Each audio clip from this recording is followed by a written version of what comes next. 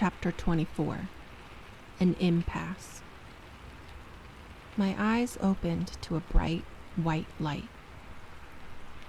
I was in an unfamiliar room, a white room. The wall beside me was covered in long vertical blinds. Over my head, the glaring lights blinded me. I was propped up on a hard, uneven bed. A bed with rails. The pillows were flat and lumpy. There was an annoying beeping sound somewhere close by. I hoped that meant I was still alive. Death shouldn't be this uncomfortable. My hands were all twisted up with clear tubes, and something was taped across my face under my nose. I lifted my hand to rip it off. "No, you don't." And cool fingers caught my hand. "Edward?" I turned my head slightly, and his exquisite face was just inches from mine, his chin resting on the edge of my pillow. I realized again that I was alive, this time with gratitude and elation. "Oh, Edward, I'm so sorry." "Shh," he hushed me. "Everything's all right now." What happened? I couldn't remember clearly, and my mind rebelled against me as I tried to recall. I was almost too late. I could have been too late, he whispered, his voice tormented. "I was so stupid, Edward. I thought he had my mom." "He tricked us all." "I need to call Charlie and my mom," I realized through the haze. "Alice called them. Renee is here. Well, here in the hospital. She's getting something to eat right now." "She's here?" I tried to sit up, but the spinning in my head accelerated, and his hand pushed me gently down onto the pillows. "She'll be back soon," he promised, "and you need to stay still." "But what did you tell her?" I panicked. I had no interest in being soothed. My mom was here, and I was recovering from a vampire attack. "Why did you tell her I'm here?" "You fell down 2 flights of stairs and through a window." He paused. "You have to admit it could happen." I sighed, and it hurt. I stared down at my body under the sheet, a huge lump that was my leg. "How bad am I?" I asked. "You have a broken leg, 4 broken ribs, some cracks in your skull, bruises covering every inch of your skin, and you've lost a lot of blood. They gave you a few transfusions. I didn't like it. It made you smell all wrong for a while." "That must have been a nice change for you." "No, I like how you smell." "How did you do it?" I asked quietly. He knew what I meant at once. "I'm not sure." He looked away from my wondering eyes, lifting my gauze-wrapped hand from the bed and holding it gently in his, careful not to disrupt the wire connecting me to one of the monitors. I waited patiently for the rest. He sighed without returning my gaze. "It was impossible to stop," he whispered. "Impossible. But I did." He looked up finally with half a smile. "I must love you." "Don't I taste as good as I smell?" I smiled in response. That hurt my face. "Even better. Better than I'd imagined." "I'm sorry," I apologized. He raised his eyes to the ceiling. Of all the things to apologize for. What should I apologize for? For very nearly taking yourself away from me forever. "I'm sorry," I apologized again. "I know why you did it." His voice was comforting. It was still irrational, of course. "You should have waited for me. You should have told me." "You wouldn't have let me go." "No," he agreed in a grim tone. "I wouldn't." Some very unpleasant memories were beginning to come back to me. I shuddered and then winced. He was instantly anxious. "Bella, what's wrong?" "What happened to James?" "After I pulled him off you, Emmett and Jasper took care of him." There was a fierce note of regret in his voice. This confused me. I didn't see Emmett and Jasper there. They had to leave the room. There was a lot of blood. But you stayed. Yes, I stayed. And Alice and Carlisle, I said in wonder. They love you too, you know. A flash of painful images from the last time I'd seen Alice reminded me of something. Did Alice see the tape? I asked anxiously. Yes. A new sound darkened his voice, a tone of sheer hatred. She was always in the dark. That's why she didn't remember.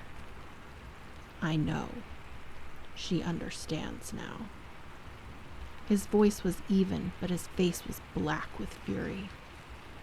I tried to reach his face with my free hand, but something stopped me.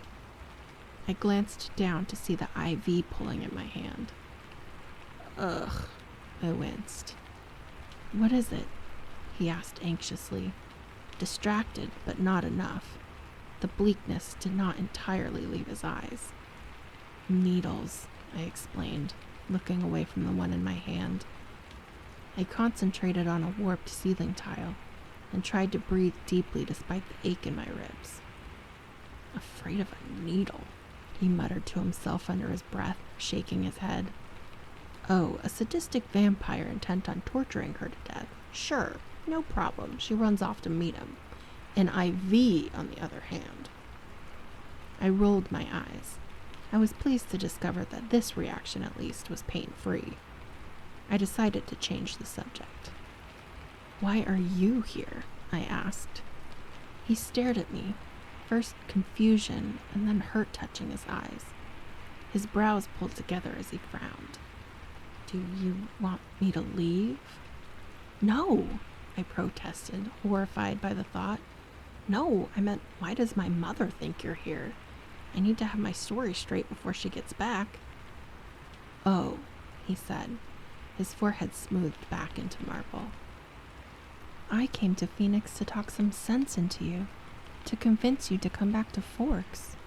His wide eyes were so earnest and sincere, I almost believed him myself. You agreed to see me, and you drove out to the hospital where I was staying with Carlisle and Alice. Of course, I was here with parental supervision, he inserted virtuously. But you tripped on the stairs on the way to my room and, well, you know the rest. You don't need to remember any details, though. You have a good excuse to be a little muddled about the finer points. I thought about it for a moment. There are a few flaws with that story, like no broken windows. Not really, he said. Alice had a little bit too much fun fabricating evidence. It's all been taken care of very convincingly. You could probably sue the hotel if you wanted to. You have nothing to worry about, he promised, stroking my cheek with the lightest of touches. Your only job now is to heal. I wasn't so lost to the soreness or the fog of medication that I didn't respond to his touch. The beeping of the monitor jumped around erratically. Now he wasn't the only one who could hear my heart misbehave. That's going to be embarrassing, I muttered to myself. He chuckled, and a speculative look came into his eye. I wonder. He leaned in slowly. The beeping noise accelerated wildly before his lips even touched me. But when they did, though with the most gentle of pressure, the beeping stopped altogether. He pulled back abruptly, his anxious expression turning to relief as the monitor reported the restarting of my heart. It seems that I'm going to have to be even more careful with you than usual, he frowned. I was not finished kissing you, I complained. Don't make me come over there. He grinned and bent to press his lips lightly to mine. The monitor went wild. But then his lips were taut. He pulled away. I think I hear your mother, he said, grinning again. Don't leave me, I cried, an irrational surge of panic flooding through me. I couldn't let him go. He might disappear from me again. He read the terror in my eyes for a short second. I won't, he promised solemnly, and then he smiled. I'll take a nap. He moved from the hard plastic chair by my side to the turquoise faux leather recliner at the foot of my bed, leaning it all the way back and closing his eyes. He was perfectly still. Don't forget to breathe, I whispered sarcastically. He took a deep breath, his eyes still closed. I could hear my mother now. She was talking to someone, maybe a nurse, and she sounded tired and upset. I wanted to jump out of the bed and run to her, to calm her, promise her that everything was fine, but I wasn't in any sort of shape for jumping, so I waited impatiently. The door opened a crack, and she peeked through. Mom, I whispered, my voice full of love and relief.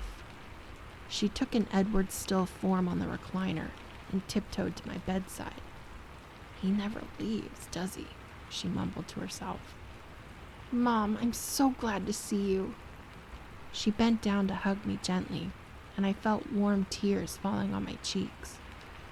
Bella, I was so upset. I'm sorry, Mom, but everything is fine now. It's okay. I comforted her. I'm just glad to finally see your eyes open. She sat on the edge of my bed. I suddenly realized I didn't have any idea when it was. How long have they been closed? It's Friday, hun. We've been out for a while. Friday? I was shocked. I tried to remember what day it had been when, but I didn't want to think about that. They had to keep you sedated for a while, honey. You've got a lot of injuries. I know. I could feel them. You're lucky Dr. Cullen was there. He's such a nice man. Very young, though. And he looks more like a model than a doctor. You met Carlisle? And Edward's sister Alice. She's a lovely girl. She is, I agreed wholeheartedly. She glanced over her shoulder at Edward, lying with his eyes closed in the chair. You didn't tell me you had such good friends in Forks. I cringed and then moaned. What hurts? She demanded anxiously, turning back to me. Edward's eyes flashed to my face. It's fine, I assured them. I just have to remember not to move. He lapsed back into his phony slumber. I took advantage of my mother's momentary distraction to keep the subject from returning to my less than candid behavior. Where's Phil? I asked quickly. Florida. Oh, Bella, you'll never guess. Just when we were about to leave, the best news. Phil got signed, I guessed. Yes, how did you guess? The Suns, can you believe it? That's great, Mom, I said as enthusiastically as I could manage, though I had little idea what that meant. And you'll like Jacksonville so much, she gushed while I stared at her vacantly. I was a little bit worried when Phil started talking about Akron, what with the snow and everything, because you know how I hate the cold. But now Jacksonville. It's always sunny, and the humidity really isn't that bad. We found the cutest house, yellow with white trim, and a porch just like an old movie, and this huge oak tree, and it's just a few minutes from the ocean, and you'll have your own bathroom. Wait, Mom, I interrupted. Edward still had his eyes closed, but he looked too tense to pass as asleep. What are you talking about? I'm not going to Florida. I live in Forks. But you don't have to anymore, silly, she laughed. Phil will be able to be around so much more now. We've talked about it a lot, and what I'm going to do is trade off on the away games, half the time with you, half the time with him. Mom, I hesitated, wondering how best to be diplomatic about this. I want to live in Forks. I'm already settled in at school, and I have a couple of girlfriends. She glanced toward Edward again when I reminded her of friends, so I tried another direction. And Charlie needs me. He's just all alone up there, and he can't cook at all. You want to stay in Forks? She asked, bewildered. The idea was inconceivable to her, and then her eyes flickered back toward Edward. Why? I told you. School, Charlie. Ouch! I'd shrugged. Not a good idea. Her hands fluttered helplessly over me, trying to find a safe place to pat. She made do with my forehead. It was unbandaged. Bella, honey, you hate forks, she reminded me. It's not so bad. She frowned and looked back and forth between Edward and me, this time very deliberately. Is it this boy? She whispered. I opened my mouth to lie, but her eyes were scrutinizing my face, and I knew she would see through that. He's part of it, I admitted. No need to confess how big a part. So, have you had a chance to talk with Edward? I asked. Yes. She hesitated, looking at his perfectly still form. And I want to talk to you about that. Uh-oh. What about? I asked. I think that boy is in love with you, she accused, keeping her voice low. I think so too, I confided. And how do you feel about him? She only poorly concealed the raging curiosity in her voice. I sighed, looking away. As much as I loved my mom, this was not a conversation I wanted to have with her. I'm pretty crazy about him. There. That sounded like something a teenager with her first boyfriend might say. Well, he seems very nice, and my goodness, he's incredibly good-looking. But you're so young, Bella. Her voice was unsure. As far as I could remember, this was the first time since I was 8 that she'd come close to trying to sound like a parental authority. I recognized the reasonable but firm tone of her voice from talks I'd had with her about men. I know that, Mom. Don't worry about it. It's just a crush, I soothed her. That's right, she agreed, easily pleased. Then she sighed and glanced guiltily over her shoulder at the big round clock on the wall. Do you need to go? She bit her lip. Phil's supposed to call in a little while. I didn't know you were going to wake up. No problem, Mom. I tried to tone down the relief so she wouldn't get her feelings hurt. I won't be alone. I'll be back soon. I've been sleeping here, you know, she announced, proud of herself. Oh, Mom, you don't have to do that. You can sleep at home. I'll never notice. The swirl of painkillers in my brain was making it hard to concentrate even now, though apparently I'd been sleeping for days. I was too nervous, she admitted sheepishly. There's been some crime in the neighborhood. I don't like being there alone. Crime? I asked in alarm. Someone broke into that dance studio around the corner from the house and burned it to the ground. There's nothing left at all. And they left a stolen car right out front. Do you remember when you used to dance there, honey? I remember. I shivered and winced. I can stay, baby, if you need me. No, Mom, I'll be fine. Edward will be with me. She looked like that might be why she wanted to stay. I'll be back tonight. It sounded as much like a warning as it sounded like a promise, and she glanced at Edward again as she said it. I love you, Mom. I love you too, Bella. Try to be more careful when you walk, honey. I don't want to lose you. Edward's eyes stayed closed, but a wide grin flashed across his face. A nurse came bustling in then to check all my tubes and wires. My mother kissed my forehead, patted my gauze-wrapped hand, and left. The nurse was checking the paper readout on my heart monitor. Are you feeling anxious, honey? Your heart rate got a little high there. I'm fine, I assured her. I'll tell your RN that you're awake. She'll be in to see you in a minute. As soon as she closed the door, Edward was at my side. You stole a car? I raised my eyebrows. He smiled, unrepentant. It was a good car, very fast. How was your nap? I asked. Interesting. His eyes narrowed. What? He looked down while he answered. I'm surprised. I thought Florida and your mother. Well, I thought that's what you would want. I stared at him uncomprehendingly. But You'd be stuck inside all day in Florida. You'd only be able to come out at night, just like a real vampire. He almost smiled, but not quite. And then his face was grave. I would stay in Forks, Bella, or somewhere like it, he explained. Someplace where I couldn't hurt you anymore. It didn't sink in at first. I continued to stare at him blankly as the words one by one clicked into place in my head like a ghastly puzzle. I was barely conscious of the sound of my heart accelerating, though as my breathing became hyperventilation, I was aware of the sharp aching in my protesting ribs. He didn't say anything. He watched my face warily as the pain that had nothing to do with broken bones, pain that was infinitely worse, threatened to crush me. And then another nurse walked purposefully into the room.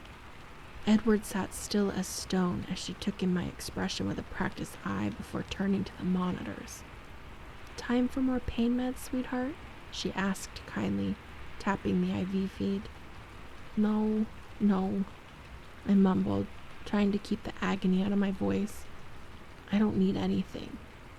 I couldn't afford to close my eyes now. No need to be brave, honey. It's better if you don't get too stressed out. You need to rest.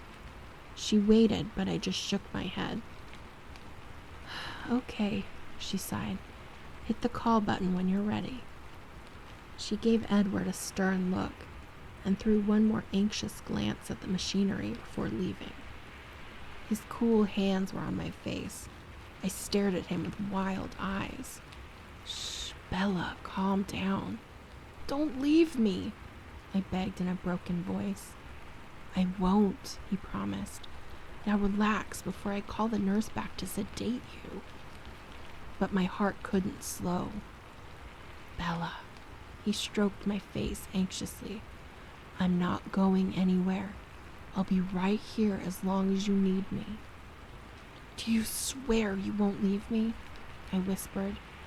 I tried to control the gasping at least. My ribs were throbbing. He put his hands on either side of my face and brought his face close to mine. His eyes were wide and serious. I swear.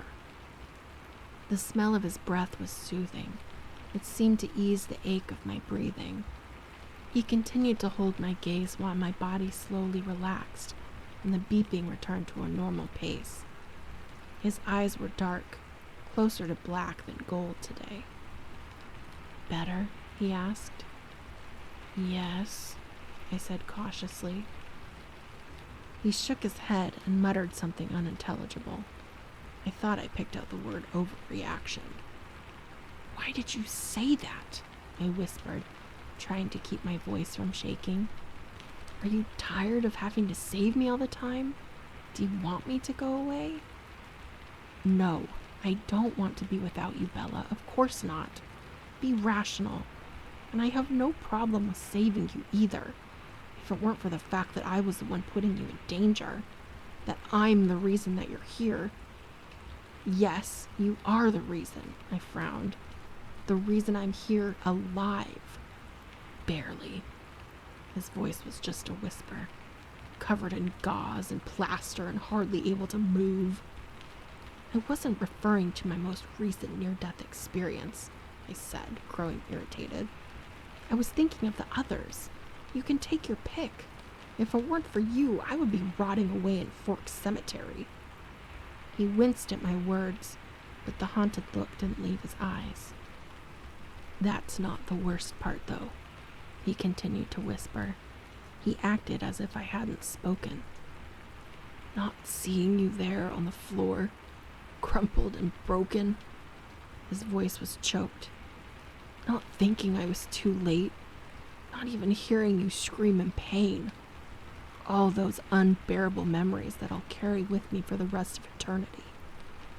No, the very worst was knowing that I couldn't stop, believing that I was going to kill you myself.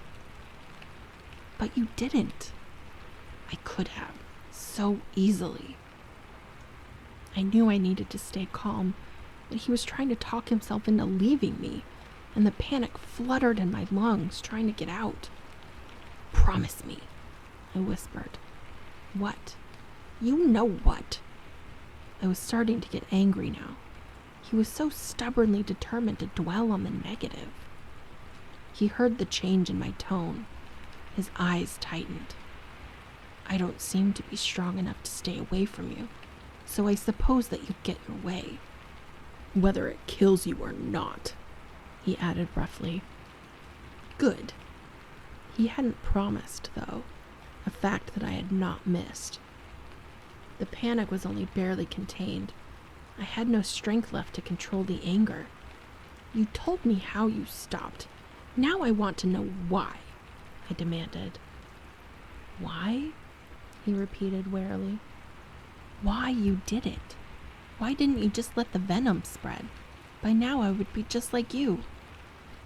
Edward's eyes seemed to turn flat black, and I remembered that this was something he'd never intended me to know.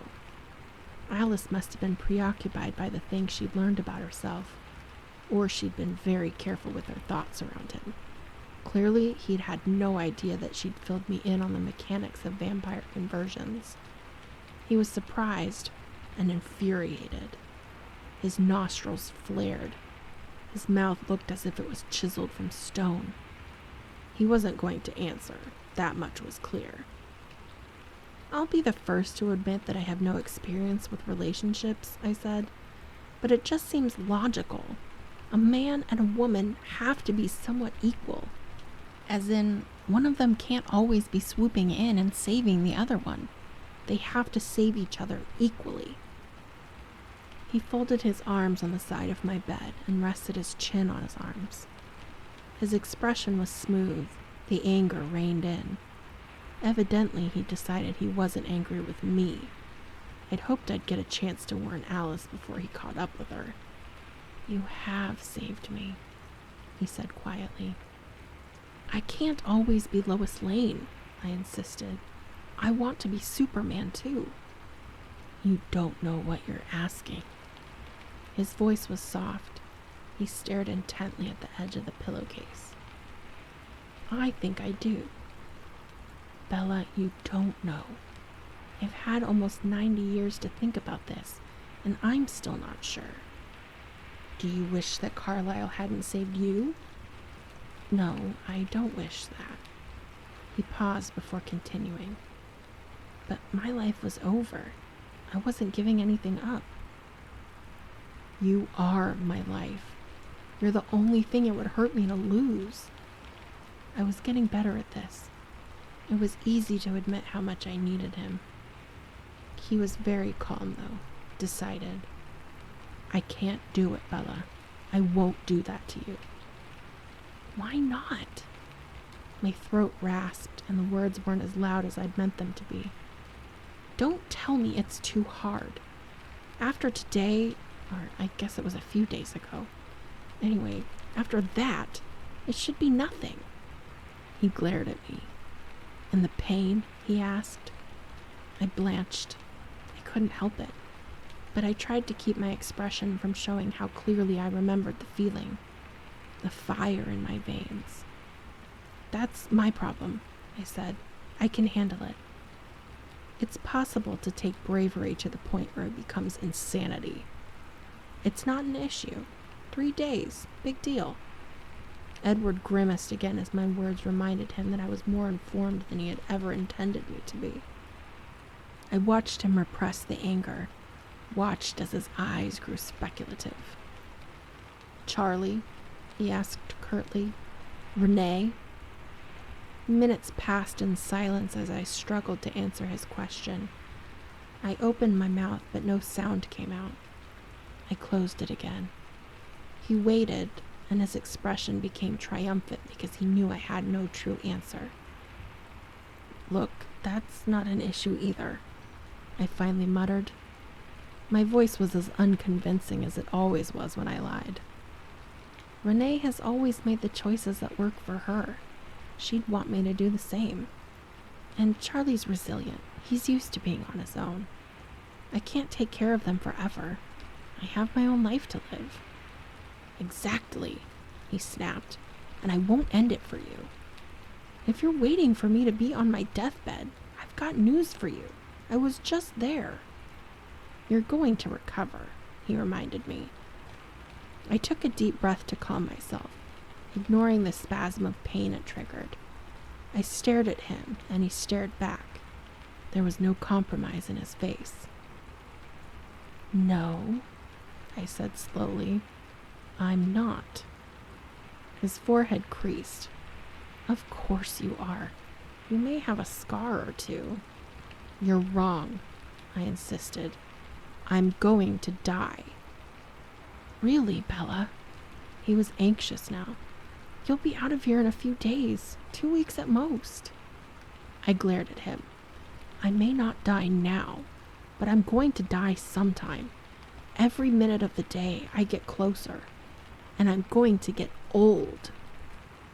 He frowned as what I was saying sunk in, pressing his long fingers to his temple and closing his eyes. That's how it's supposed to happen. How it should happen. How it would have happened if I didn't exist. And I shouldn't exist. I snorted. He opened his eyes in surprise. That's stupid. That's like going to someone who's just won the lottery, taking their money and saying, look, let's just go back to how things should be. It's better that way. And I'm not buying it. I'm hardly a lottery prize, he growled. That's right. You're much better. He rolled his eyes and set his lips. Bella, we're not having this discussion anymore. I refuse to damn you to an eternity of night, and that's the end of it. If you think that's the end, then you don't know me very well, I warned him. You're not the only vampire I know. His eyes went black again. Alice wouldn't dare. And for a moment, he looked so frightening that I couldn't help but believe it. I couldn't imagine someone brave enough to cross him. Alice already saw it, didn't she? I guessed. That's why the things she says upset you. She knows I'm going to be like you. Someday. She's wrong. She also saw you dead, but that didn't happen either. You'll never catch me betting against Alice. We stared at each other for a very long time. It was quiet except for the whirring of the machines, the beeping, the dripping, the ticking of the big clock on the wall. Finally, his expression softened. So, where does that leave us? I wondered. He chuckled humorlessly. I believe it's called an impasse. I sighed. Ouch, I muttered. How are you feeling?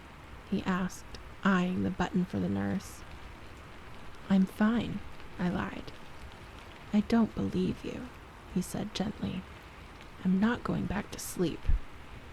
You need rest. All this arguing isn't good for you. So give in, I hinted. Nice try. He reached for the button. No! He ignored me. Yes? The speaker on the wall squawked. I think we're ready for more pain medication, he said calmly, ignoring my furious expression. I'll send in the nurse. The voice sounded very bored. I won't take it, I promised. He looked toward the sack of fluids hanging beside my bed. I don't think they're going to ask you to swallow anything. My heart rate started to climb. He read the fear in my eyes and sighed in frustration. Bella, you're in pain. You need to relax so you can heal. Why are you being so difficult? They're not going to put any more needles in you now. I'm not afraid of the needles, I mumbled. I'm afraid to close my eyes. Then he smiled his crooked smile and took my face between his hands. I told you I'm not going anywhere. Don't be afraid. As long as it makes you happy, I'll be here. I smiled back, ignoring the ache in my cheeks. You're talking about forever, you know. Oh, you'll get over it. It's just a crush. I shook my head in disbelief. It made me dizzy. I was shocked when Renee swallowed that one. I know you know better. That's the beautiful thing about being human, he told me. things change. My eyes narrowed. Don't hold your breath. He was laughing when the nurse came in, brandishing a syringe. Excuse me, she said brusquely to Edward.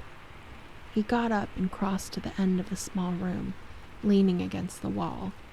He folded his arms and waited. I kept my eyes on him, still apprehensive. He met my gaze calmly. Here you go, honey. The nurse smiled as she injected the medicine into my tube. You'll feel better now. Thanks, I mumbled, unenthusiastic. It didn't take long. I could feel the drowsiness trickling through my bloodstream almost immediately. That ought to do it, she muttered as my eyelids drooped. She must have left the room because something cold and smooth touched my face. Stay. The word was slurred. I will, he promised. His voice was beautiful, like a lullaby. Like I said, as long as it makes you happy, as long as it's what's best for you. I tried to shake my head, but it was too heavy. It's not the same thing, I mumbled. He laughed. Don't worry about that now, Bella. You can argue with me when you wake up. I think I smiled. Okay. I could feel his lips at my ear. I love you, he whispered. Me too. I know, he laughed quietly. I turned my head slightly, searching. He knew what I was after. His lips touched mine gently. Thanks, I sighed. Anytime. I wasn't really there at all anymore, but I fought against the stupor weakly. There was just one more thing I wanted to tell him. Edward. I struggled to pronounce his name clearly. Yes? I'm betting on Alice, I mumbled. And then the night closed over me.